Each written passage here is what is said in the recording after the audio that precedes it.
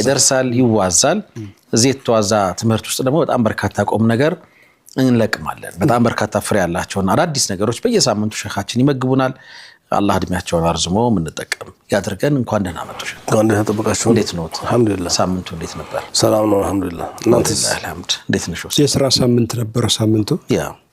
የጨዋታ ሳምንት ነው እንደማያውቀው ሁሉ ማለት ነው ያ ግን ደግሞ ትንሽ የበረታ የሥራ ሳምንት ነበር ሸኽም እንግዲህ በስፍራው ሆኖ ተከታትሏል እሁድ ዕለት አልহামዱሊላህ ታላቅ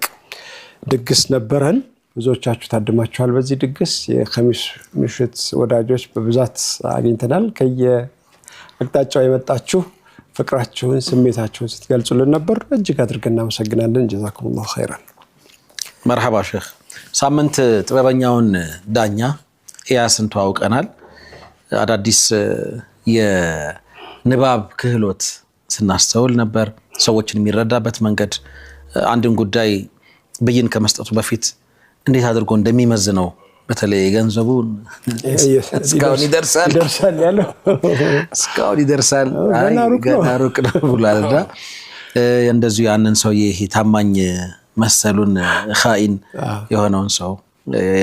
ማለት እንዴት እንደደረሰበትና መሰል የተለያዩ ሐሳቦችን ስንካተል ቆይተናል ለዛሬ ስጆ ከመን ሼኽ صلى الله على رسول الله صلى الله عليه وسلم محمد وعلى محمد ተመሳሳይ ነው ዘረው ማስተማር ታሪክ ነው ቁርአን ወርደ በሰበብ ነው አንድ ምዕራፍ ወርዷል እና الخطأ والتقصير صفة جميع البشر መሳሳት ያለ ነው የሰው ጦቢያ ባህሪ ነው